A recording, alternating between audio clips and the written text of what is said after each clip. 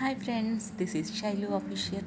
కొత్తగా నా ఛానల్ చూసే వాళ్ళైతే సబ్స్క్రైబ్ చేయడం మాత్రం అస్సలు మర్చిపోవద్దు.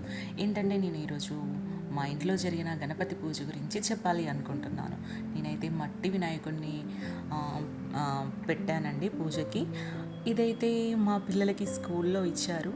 ఎవ్రీ ఇయర్ వాళ్ళకి స్కూల్లో మట్టి వినాయకులని ఇవ్వడం వాళ్ళైతే అలవాటు. ఇంకా బయట ఏమీ కొనలేదు. స్కూల్లో ఇచ్చిన వినాయకుడిని మాత్రం పెట్టేసుకున్నాను. నైవేద్యాలు చూడండి, 9 రకాలు వంటలు అయితే చేయాల్సిందే కంపల్సరీ. అంటే ఆనవాయితీగా మా అత్తయ్య వాళ్ళు చేసేవాళ్ళు. ఇప్పుడు ఇంకా నేను చేస్తున్నాను. చూసారుగా, టమాటో కర్రీ, పుట్లకాయ కూర, దద్దోజనము, ఉనగాయ పచ్చడి, బచ్చలి కూర, టమాటో కర్రీ, బీరకాయ, పులహోర, పరమాన్నము. ఇవైతే 9 రకాల నైవేద్యాలు మీరు చూస్తున్నారుగా, అలా అయితే చేశానండి. ఇంకా పండ్లు పెట్టాను, 5 రకాల పళ్ళు అయితే పెట్టానండి.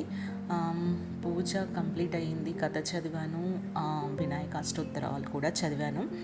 ఇంకా దేవుడి దగ్గర బుక్స్ పెట్టుకోవాలి అనగానే మా పిల్లలైతే మొత్తం బ్యాగ్ తీసుకొచ్చారు. ఇంకా ఒక బుక్ అయితే పెట్టేశానండి.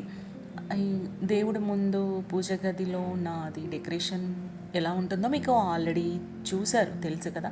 అయినా ఈరోజు ఎలా డెకరేట్ చేశానో మీకోసం చూపిస్తున్నాను. ఇంకా లంబోదరుడు భోజన ప్రియుడు అంటారుగా, అందుకే ఫుడ్ ఐటమ్స్ కొంచెం ఎక్కువ. అది మన ఇష్టము, ఎన్ని చేయాలి అనుకుంటే అన్ని చేయొచ్చు. నేనైతే 9 రకాలైతే చేశాను. నా వీడియో మీకు నచ్చితే లైక్ చేయడం మర్చిపోకండి అండ్ సబ్స్క్రైబ్ చేయడం కూడా మర్చిపోకండి.